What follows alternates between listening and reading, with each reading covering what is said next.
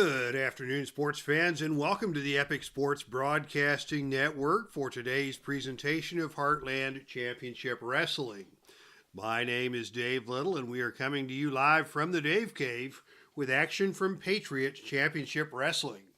And already in the front row, we have Carl Zilla and Neil Lau. Thank you guys for coming out this afternoon. It has been a weird week in a number of ways. And I'm actually behind schedule. Frank Wainscott is here.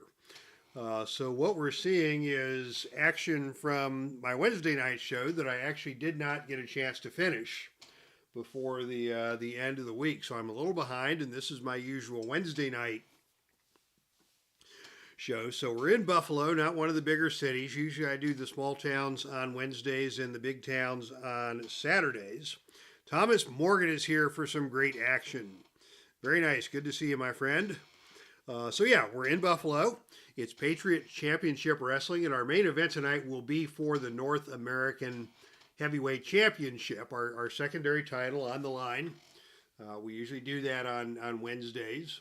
Sergeant Slaughter is your North American Heavyweight Champion. He has been a very long reigning champion in Patriot Championship Wrestling, and tonight he faces the challenge of the diabolical Eddie Gilbert. And Gilbert, of course, as always, seconded by Killer Kowalski. These two have had an on-again, off-again partnership. They were both part of the James J. Dillon Enterprises, but they were dismissed from Dillon Enterprises after they really didn't produce to the expectations of James J. Dillon. And since then, they've been kind of on again, off again, but have established enough momentum that Eddie Gilbert has earned himself a title shot here tonight against Sergeant Slaughter in Buffalo. Also tonight, we'll see the Rock and Roll Express take on Doom. We'll see a no disqualification grudge match as HACKSAW Jim Duggan takes on ANGELO MOSCA. And we'll see a number one contenders match for the Patriot Heavyweight Championship as Kurt Angle does battle with Harley Race. Should be a great match. Now, before we came live on the air, we started the show actually earlier this week. It was Stan Stasiak who opened the card with a pinfall victory over Billy Wicks by way of the Heart Punch. Pepper Gomez then took to the ring and scored an upset victory over superstar Billy Graham by way of the Mexican Cradle. And just before we came to air, there was a big showdown between Ricky the Dragon Steamboat and Johnny Valentine. And it was Steamboat who pulled off the victory with a flying body press over Valentine in spite of the interference of both James J. Dillon and Tully Blanchard at ringside. So big night for Ricky the Dragon Steamboat here in Buffalo. And with that, we are ready for our opening contest. The following contest is scheduled for one fall with a 45-minute time limit. Disqualification rules are in effect. This is a standard tag team match. Introducing first, at a total combined weight of 537 pounds, collectively known as Doom, this is Butch Reed and his tag team partner, Ron Simmons.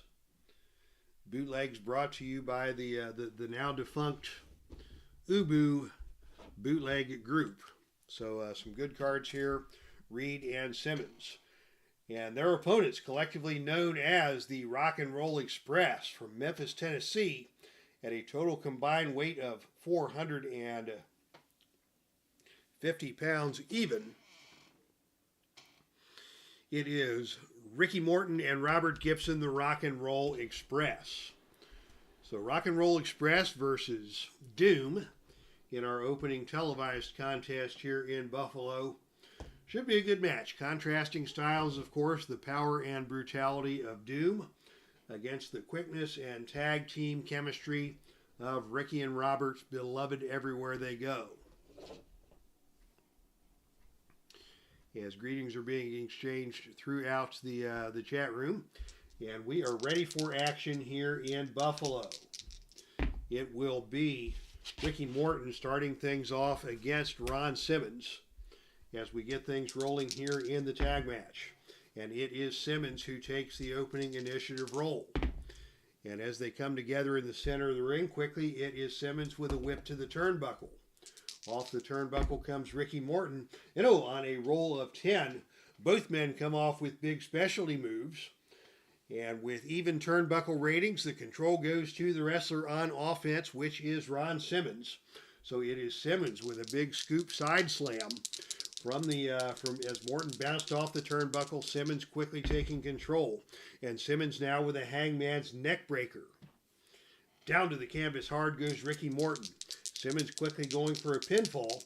The pin roll here would be snake eyes, but on a roll of 10, Ricky is able to kick out, and the match continues. Simmons in control. And now he goes for the spine buster. That's his finisher. That's a +1. The pin roll now is 4 or lower. And on a roll of 9, Ricky kicks out again. In comes Hacksaw Butch Reed. They're going to try for a doom double team. But on a roll of 12, that is a botch. It is Reed and Simmons tossing Ricky Morton into the ropes for a double clothesline. But Ricky ducks under both of them and comes back with a clothesline coming off the other way. Ricky Morton now in control as Simmons is down and Reed rolls out of the ring. Now here comes Robert Gibson into the ring. They're going to go for the double drop kick. The pin roll here is 6 or lower. And on a roll of 10, Simmons able to kick out. How about that quick tag team chemistry by the Rock and Rolls? As Morton reversed an attempted double team, Gibson came into the ring and they blasted Ron Simmons. Gibson now in control, and Gibson goes to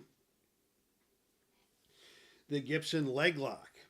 And he has got Simmons hurting. Simmons makes his way over to the bottom rope. Gibson still in control. And now it is Gibson with a series of rapid-fire knee drops onto Simmons before Simmons can get up.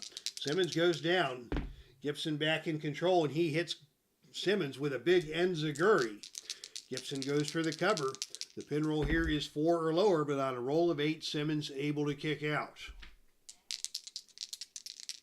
Thomas Morgan pulling for doom in this one. Frank Wainscott, rock and roll is king. Neil Lau likes both teams. So dissension among the ranks here at ringside. I trust you all to behave yourselves. Gibson now in control, and he is going to go up for a death jump. Ron Simmons a death jump C, but on a roll of 3, that is the opponent climbing up to the top rope. And Simmons is down, but we'll say Butch Reed comes over and knocks Gibson off the top turnbuckle and down to the canvas. Smart thinking there by Butch Reed as Simmons was in trouble. And now Simmons with a big pile driver takes Gibson down to the canvas. Simmons makes the tag. Butch Reed now the legal man in the ring and in control. Butch Reed coming in, stalking his prey.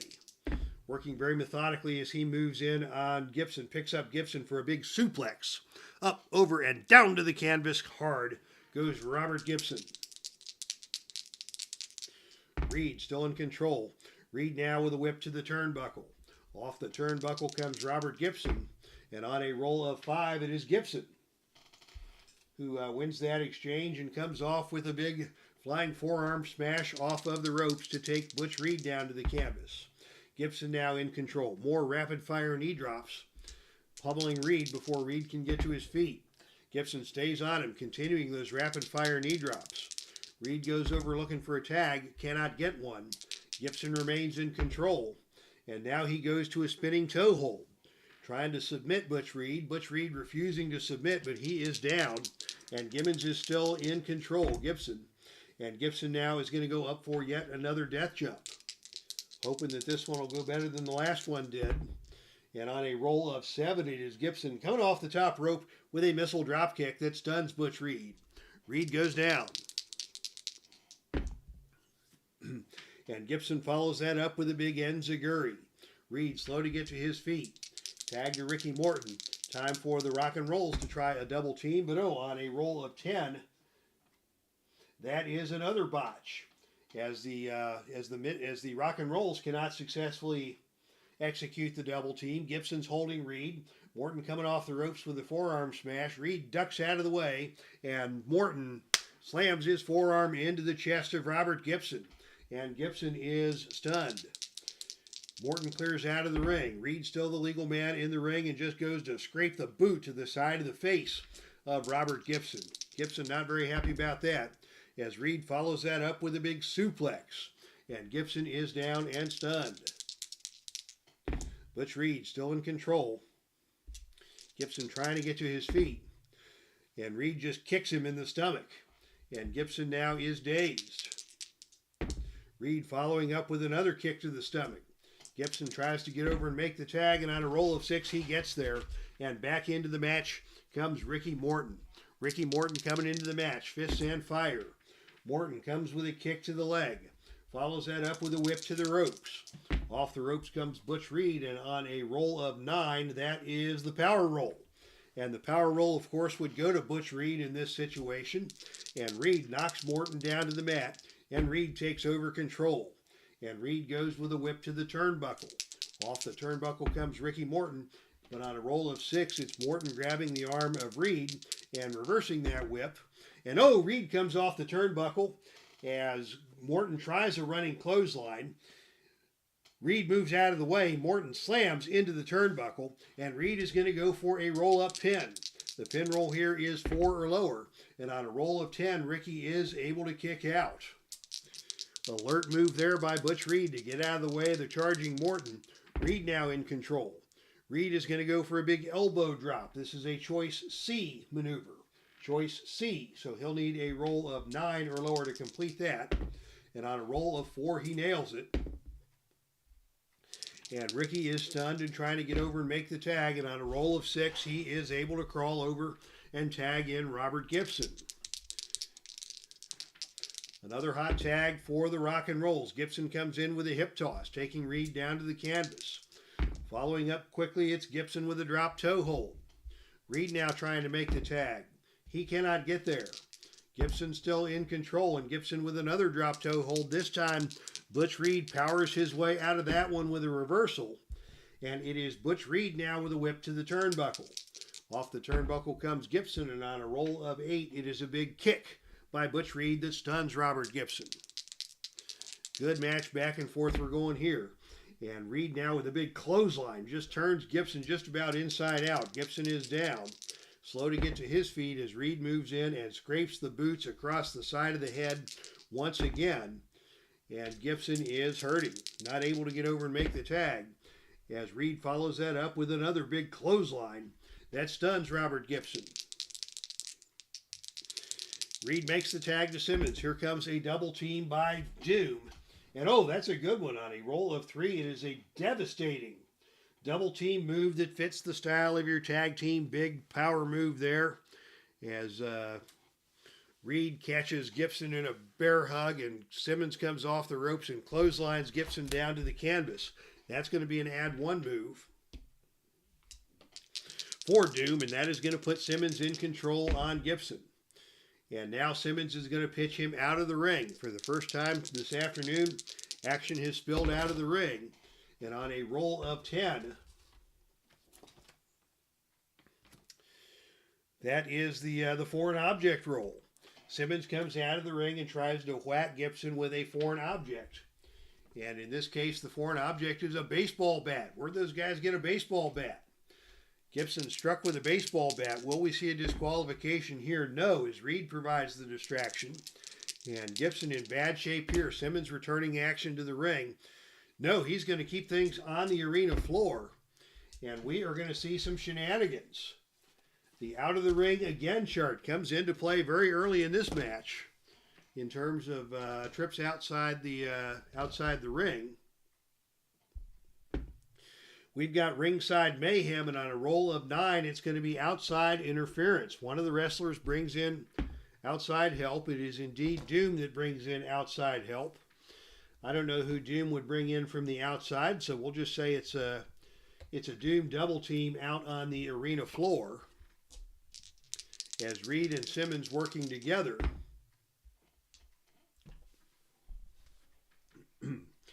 And it is Gibson who is attacked on the arena floor by Butch Reed in the middle of this double teaming. We will not see a disqualification here as Gibson is down once again. And the out of the ring action chart tells us that it is Reed who comes out and suplexes Robert Gibson onto the arena floor.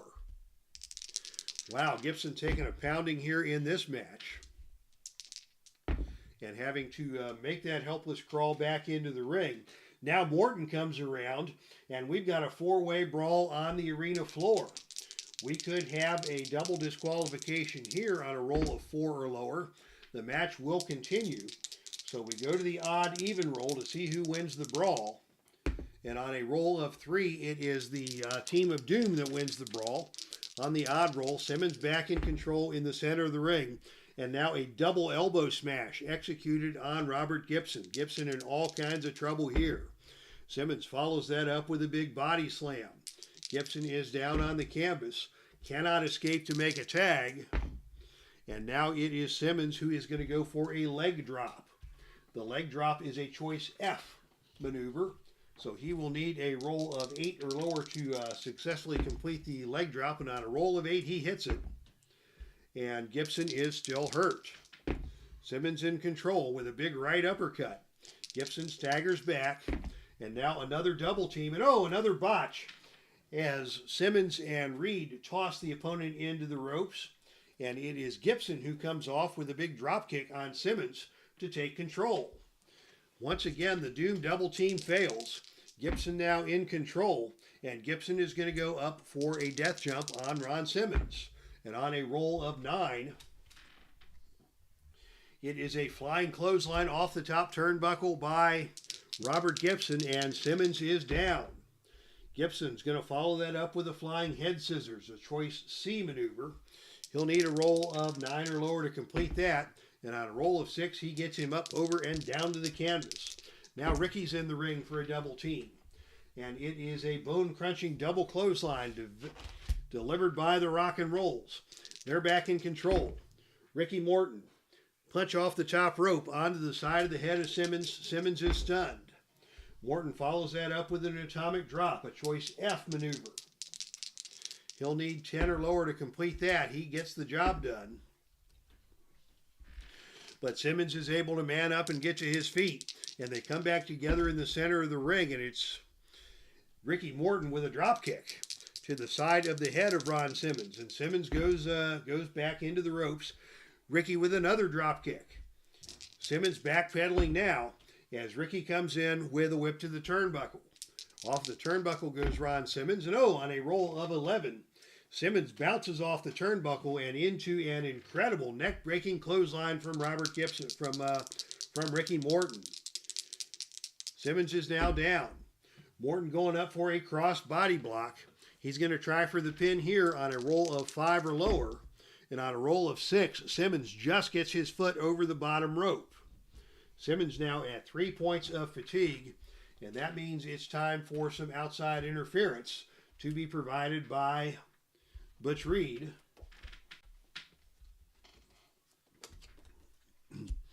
We'll see if Reed can change the momentum of this match. And on a roll of 8, the referee orders Reed out of the ring, and there is no damage done there, but that will cost Doom a pin save.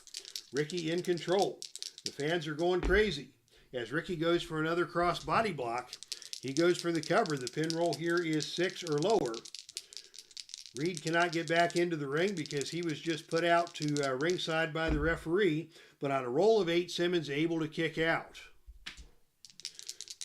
And now the Rock and Rolls are going to try for another double team, and on a roll of 8, that is a double neck breaker delivered by Ricky and Robert that puts Simmons back down on the canvas.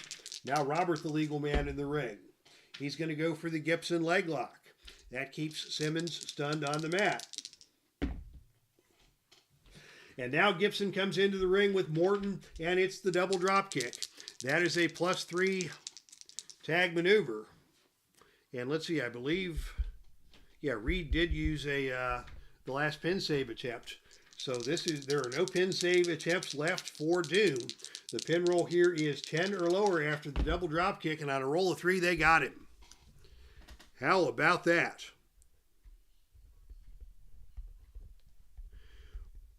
The Rock and Roll Express pick up the victory over Doom as Robert Gibson pins Ron Simmons after the double drop kick.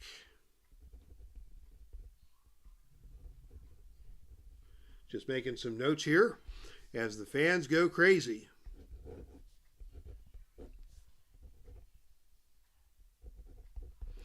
For your winners in tonight's opening contest, the team of Ricky Morton and Robert Gibson, the Rock and Roll Express. All right, we've got solo promoter here in the chat room. Good to see you, my buddy Grant. Thank you for all the cool stuff that you do on your broadcasts, and thank you for stopping by this afternoon's wrestling show. And yeah, so the Rock and Roll Express get the victory in our opening contest.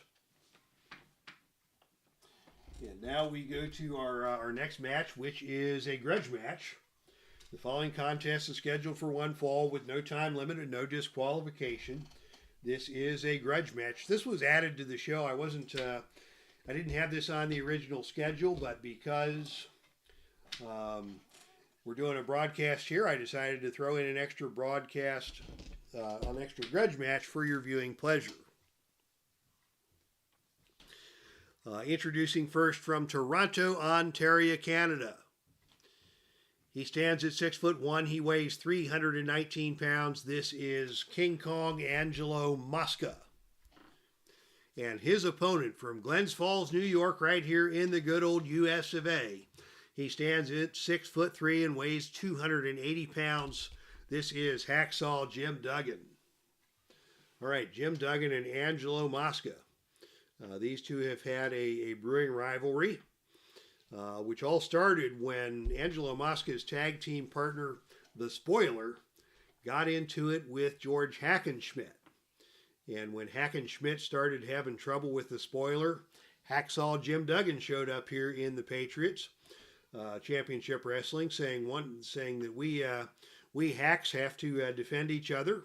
So it is Hackenschmidt and Hacksaw together. Hackenschmidt has not been terribly enamored with this partnership, but Jim Duggan has been a faithful sidekick to Hackenschmidt, and now it is Angelo MOSCA who has stepped up to face Duggan in this grudge match, as the allegiances here have been fortified, and it is MOSCA who takes the opening initiative role, and MOSCA who comes in with a big body slam. That's a power move, and that is successful, except that Duggan gets the level 2 reversal, and it is Duggan who comes back with an atomic drop that takes MOSCA down to the canvas. So MOSCA tried the big body slam. Hacksaw got out of the way and responded with a vertical suplex that took MOSCA down to the canvas. And now a big bear hug will be attempted by Jim Duggan. That is a choice C maneuver. So he'll need a roll of 9 or lower to complete that. And on a roll of 3, the bear hug is cinched in. And MOSCA is gasping. Duggan follows that up with a whip to the turnbuckle. Off the turnbuckle comes Angelo MOSCA. But on a roll of 4, it is MOSCA who bounces forward off of the turnbuckle and nails the charging opponent Duggan with a skull-splitting running lariat, and Duggan goes down hard. Duggan slow to get to his feet as MOSCA moves in. MOSCA now with a head twist. That doesn't sound like it feels very good. MOSCA follows up with a face rake. Very unpleasant, but Duggan with another reversal. Duggan comes back and goes back to that bear hug. And on a roll of 6, he is able to cinch in the bear hug and slow down MOSCA once again. Duggan now in control, tries to maintain that bear hug and is able to do so. And MOSCA continues to stand his ground. Duggan now with a whip to the turnbuckle. Off the turnbuckle comes Angelo MOSCA, and on a roll of 5, it is MOSCA lifting a knee to the head of Duggan and stunning Duggan. Duggan not having a lot of luck at the turnbuckle, as MOSCA follows that up with another head twist. And another head twist. I suppose twisting the head of Duggan would work better than trying to hit him on the head, because I don't think hitting Duggan on the head is going to have any impact. And now it is another face rake delivered by MOSCA. And MOSCA continues to dig away at the eyes and face of Duggan. And now it is a whip to the ropes. Off the ropes comes Hacksaw Duggan, and on a roll of 4, it is Duggan with a powerful flying shoulder tackle that knocks MOSCA down to the canvas. And back to the bear hug goes Hacksaw Jim Duggan, keeping that bear hug in place and trying to slow down MOSCA yet again. Duggan now with a whip to the turnbuckle. Off the turnbuckle comes MOSCA, and finally it is a big kick by Duggan that stuns MOSCA. Another whip to the turnbuckle. Gosh, we're stuck in turnbuckle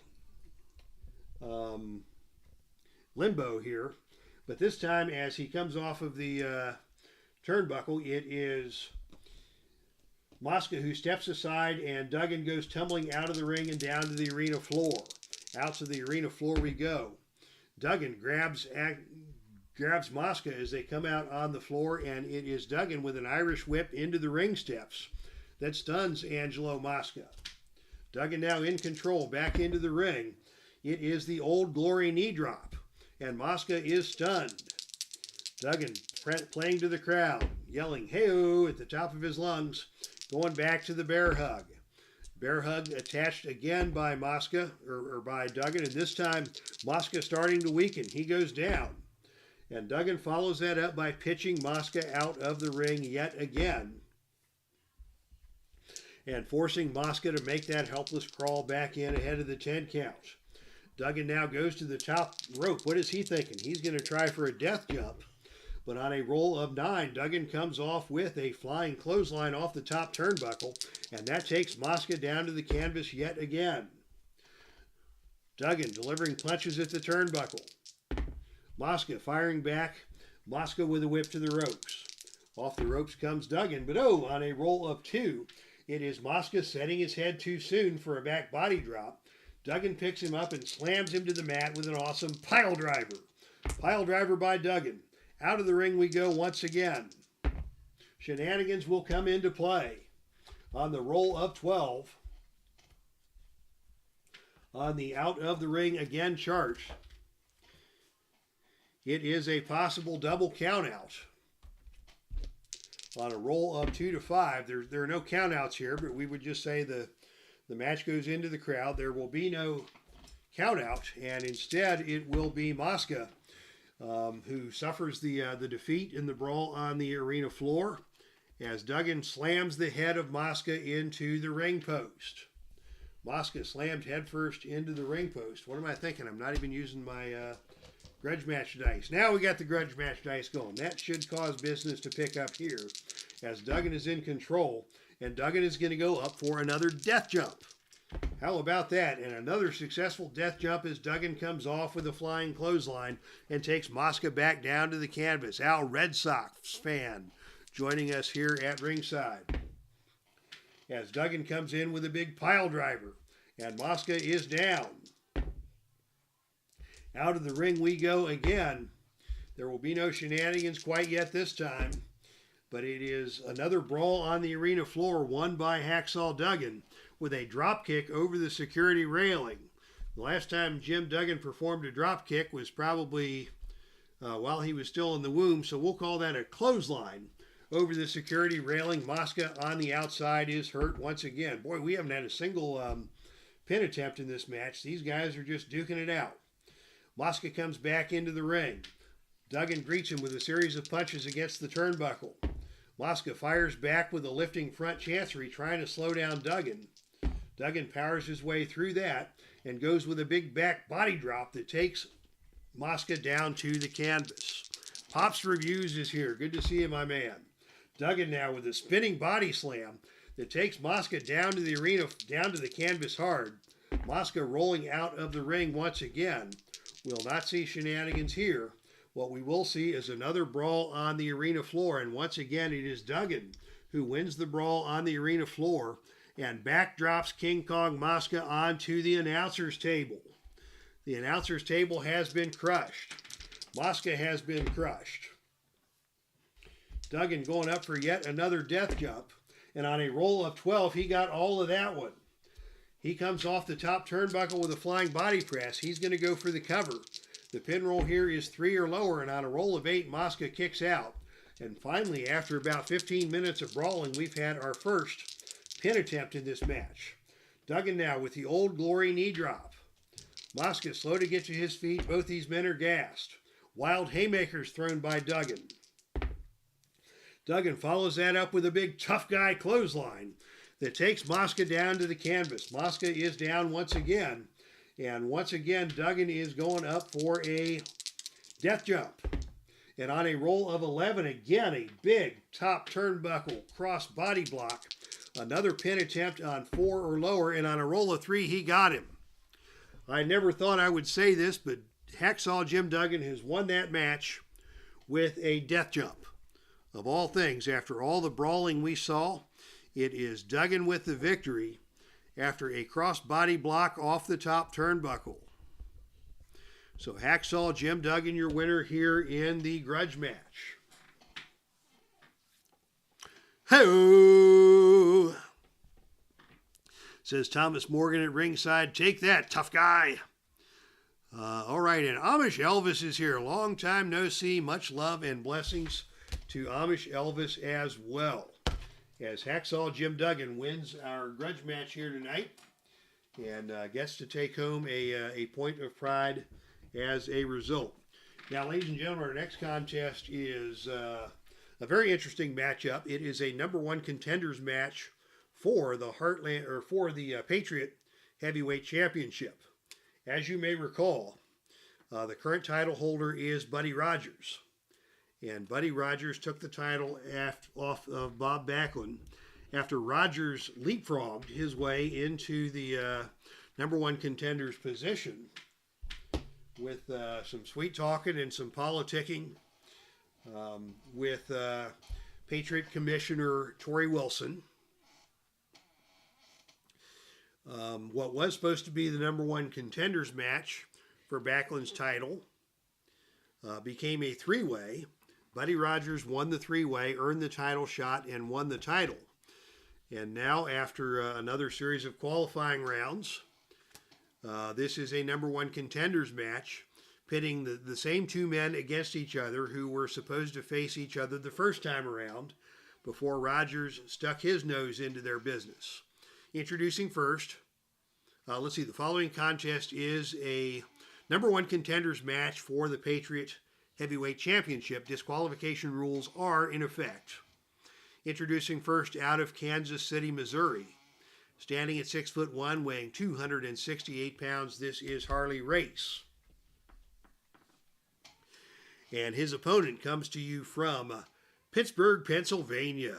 He is the Olympic hero. He weighs 237 pounds and stands at 6'2". This is Kurt Angle.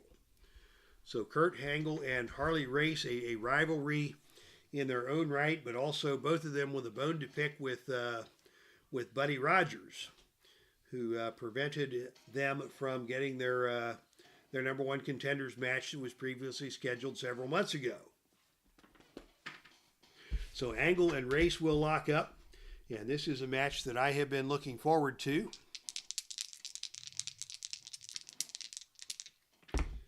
And it is Harley Race who wins the opening initiative roll. As we go back to our standard match dice, and it is Harley Race with a knee to the gut, slamming his knee into the gut of Kurt Angle, and Angle is hurt. Race follows that up quickly with a back suplex, taking Angle down to the canvas. Race taking control here, and Race now going for the Indian Deathlock.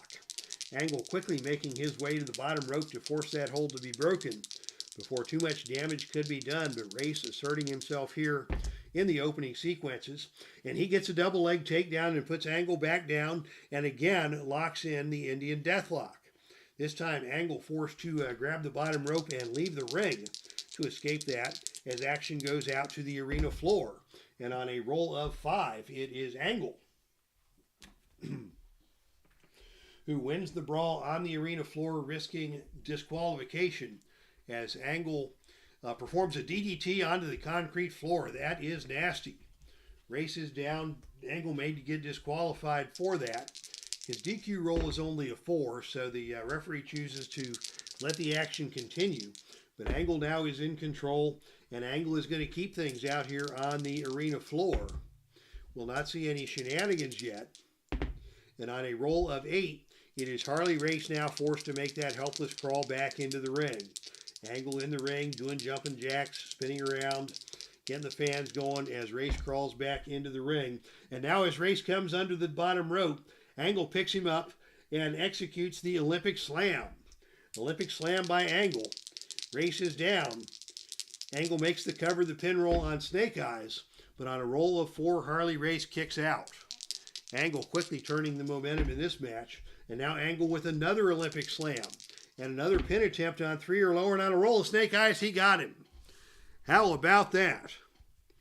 Kurt Angle with a victory over Harley Race by way of the Olympic Slam. Actually, a pair of Olympic Slams executed by Kurt Angle to win that match. Kurt Angle now your #1 contender for the heavyweight championship of Patriot Championship Wrestling, currently held by Buddy Rogers. So it will be Rogers versus Angle for the championship. That match will take place on next week's pay-per-view. That's right, fans. 1 week from today, it will be Heartland Championship Wrestling pay-per-view. The pay-per-view will be coming from Angle's hometown of Pittsburgh, so that's even sweeter. Kurt Angle getting to challenge for the Patriot Heavyweight Championship in his own hometown at the pay-per-view broadcast that we're calling You Better You Bet, as The Who provides the theme music for next week's pay-per-view. All right, lots of good action here in the chat room. Let's catch up with the chat room before we go to our main event. 13 fans watching. That is great. Thanks everybody for tuning in. Al Red Sox fan, encouraging folks to smack that like button, power slam that like button, do an elbow drop onto the like button, a knee drop, whatever you like, but hit that like button. Thank you, Al, for the props. And here's Salvador America. Always a pleasure to have Salvador with us today. Captain Carl 8. Wow, all of the big time fans are here. Captain Carl 8 asking about the facts, the fast action cards for Out of the Ring and Foreign Object. Yeah, I put these together.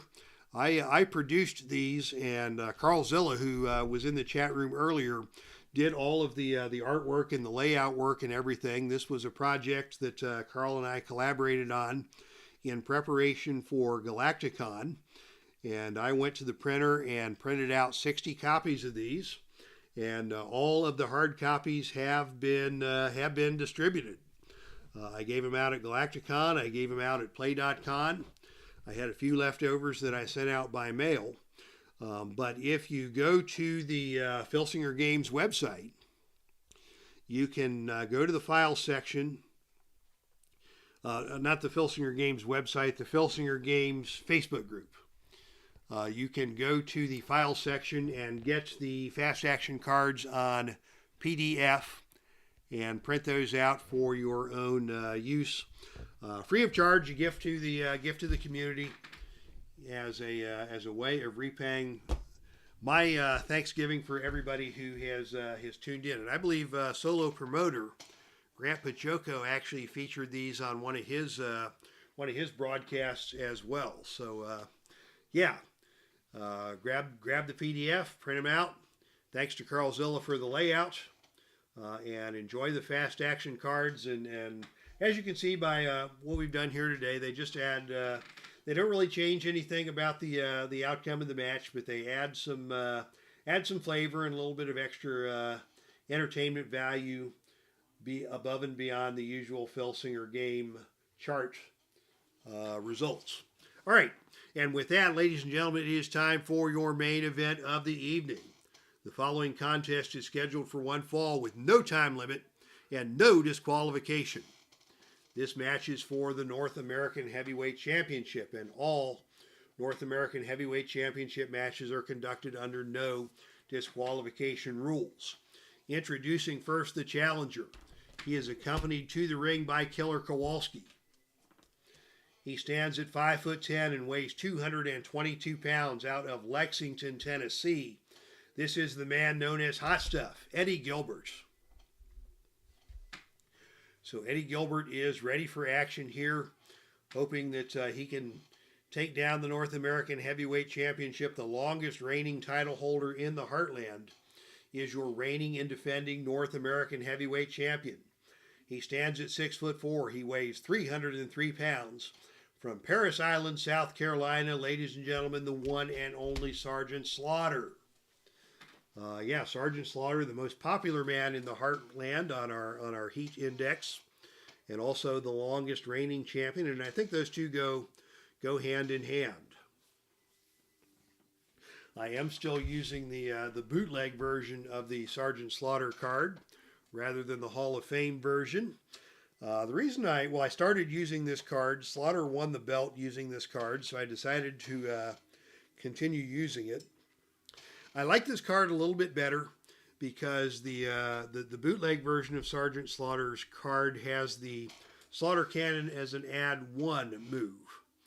I like that better. It's a little bit of a stronger card, and I have resolved in my mind that when Sergeant Slaughter loses the title, then I will make the switch over to the official Hall of Fame version of the card.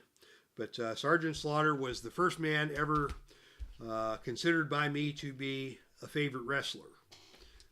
Back in 1983, when Sergeant Slaughter was a heel and coming to the ring in a camouflage limousine and calling everybody a maggot and chasing Bob Backlund for the WWF Heavyweight Championship, he was the guy I picked out as my favorite wrestler. Got to meet him a couple of years back at the Waterloo Hall of Fame induction ceremonies. Wonderful guy, very personable.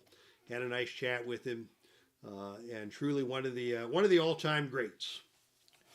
And now we are ready for action. Question from Thomas Morgan: how do you get botch results in your tag matches? I use this tag team chart, this double team chart, which I believe came from the original Filsinger game set way back in the black and white days. Grant, you're here, and perhaps you can provide some historical perspective on the origins of this double team chart. But the way this works, you've got 3 columns: dazed, hurt, and down. So depending on how much distress your opponent is in, that has to do with how likely you are to be successful in completing a double team move. But at the higher rolls, when you get to 11s and 12s, that's when you get the botches. And I think I had a hurt opponent or a down opponent, and I rolled on a 12. You and your partner toss the opponent into the ropes for a double clothesline, but instead he ducks under and comes back and clotheslines both of you. And that puts the opponent on level 3 offense. So that is the origin of the botched double team. And if you get even worse here, you can actually get yourself pinned by botching a double team. So that answers your question, Thomas. Frank Wainscott calling the fans to attention as Sergeant Slaughter comes to the ring, and the principals are now ready in the ring for today's main event, and it is Sergeant Slaughter using the championship dice who takes the initiative roll, and he catches Eddie Gilbert in a headlock and delivers some punches to the side of his head. But on a level 2 reversal, Eddie Gilbert comes right back and shoves Slaughter into the turnbuckle. Off the turnbuckle comes Sergeant Slaughter, and on a roll of 9, it is a big kick by Eddie Gilbert that stuns Sergeant Slaughter. So Gilbert now in control, and Gilbert with a running knee lift. Slaughter is staggered back into the ropes. Gilbert follows that up. He's going to try for a big pile driver. Didn't get all of it, but he drops Sergeant Slaughter on his head in the center of the ring. Slaughter struggling to get to his feet as Gilbert moves in with another running knee lift. And this time Slaughter dodges the running knee lift, and it is Slaughter in control, and Slaughter with a whip to the turnbuckle on Eddie Gilbert. Gilbert comes off the turnbuckle. He is a C-rated turnbuckle guy, so that's exactly what you want to do. And Slaughter with a big military boot into the rib cage stuns Eddie Gilbert. Slaughter back in control here, and Slaughter with the Slaughter Cannon off of the that's a level 2. So it is Slaughter with a vertical suplex that puts Gilbert down onto the mat. Slaughter in control, now with a whip to the ropes. Off the ropes comes Eddie Gilbert, and on a roll of 7, it's a big back body drop by Slaughter that takes Gilbert back down to the canvas again. A big wind-up uppercut by Sergeant Slaughter. It's blocked by Eddie Gilbert, and Eddie Gilbert comes back and does a drop toe hold onto Sergeant Slaughter and drops an elbow on the back of his head. But Slaughter rolls out of the way of that with a level 2 reversal, and it is Slaughter who catapults Eddie Gilbert into the turnbuckle. He got him by the legs. He flipped him over monkey flip style, and Eddie Gilbert smashed into the turnbuckle. Slaughter now in control, and Slaughter with another catapult into the turnbuckle. He's going to go for a pin here. The pin roll is 3 or lower, and on a roll of 8, Gilbert able to kick out, and the match will continue. Slaughter following up with that Slaughter Canyon off the top rope. And that's an add 1 maneuver here. That's why I like this card. And with that, Eddie Gilbert rolls out of the ring and down to the arena floor. Action spilling out to the arena floor. But on a roll of 8, it is Slaughter who wins the brawl on the arena floor and hurls Eddie Gilbert into the crowd. How about that? Gilbert not well received by the crowd here in Buffalo, fighting his way back to the ring where Sergeant Slaughter is waiting. And it is Slaughter who comes with an atomic drop that stuns Eddie Gilbert. Slaughter still in control. What's he going to do now? Whip to the turnbuckle. Off the turnbuckle comes Eddie Gilbert, and on a roll of 10, it is Gilbert bouncing off of the turnbuckle and into an incredible neck-breaking clothesline by Sergeant Slaughter. Sergeant Slaughter got all of that one. Gilbert is down, and Slaughter now goes to the Cobra Clutch. That is a +2 finisher. The finishing roll here is 7 or lower, and that means Killer Kowalski is going to get involved. Here comes Killer Kowalski, providing the outside interference as Gilbert is trapped in the Cobra Clutch.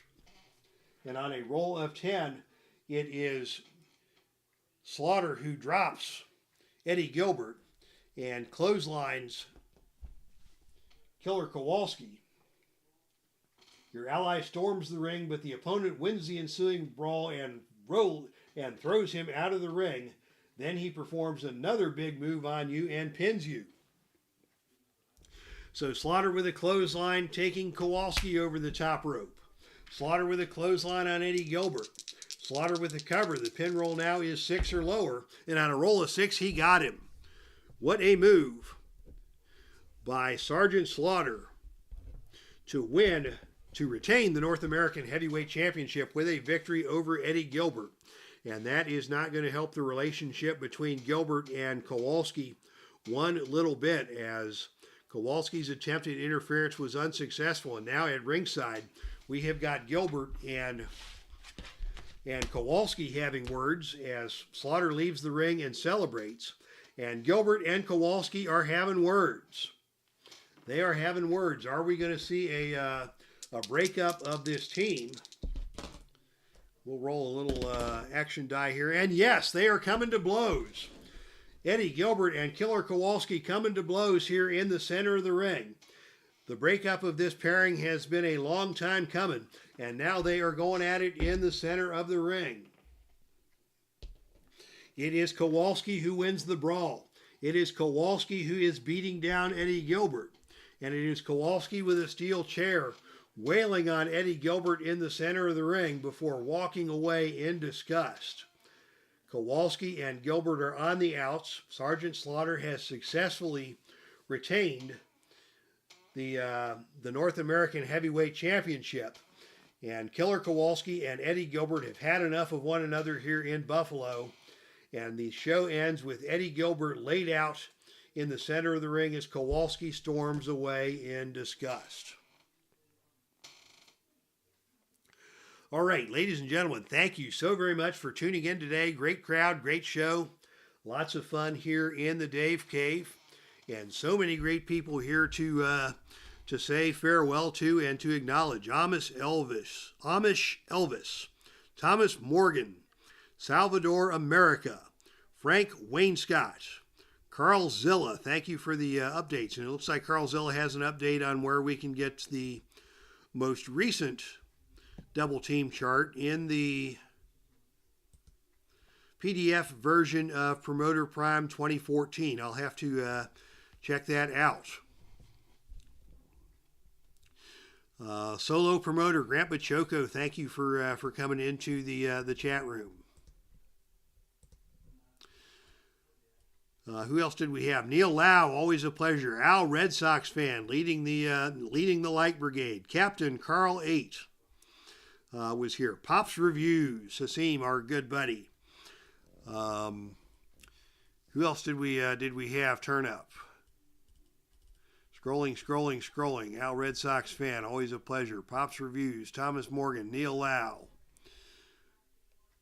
I think I'm forgetting somebody from early in the broadcast, but as we scroll up, let's see, we got Frank Wayne. I think we got everybody. At least all of the chatters have been acknowledged. Again, thank you everybody so much for tuning in today and checking out this week's episode of Heartland Championship Wrestling from the Dave Cave. For those of you who are so inclined, we'll be back on the air tomorrow with My Journey with Jesus. Otherwise, we'll be back next weekend with more action from Heartland Championship Wrestling as we bring you the pay-per-view broadcast of Heartland Havoc, You Better, You Bet. It will be a main event of Terry Funk defending the World Heavyweight Championship against an opponent to be determined with a number one contenders match coming up. We'll probably roll that match tomorrow. The NWA World Tag Team Championships will be on the line on that show as the current champions. Oh gosh, I got to go to my my notes here to figure out what is going on next week, and then we'll have the full report here momentarily. Should have opened this up before I got onto the show.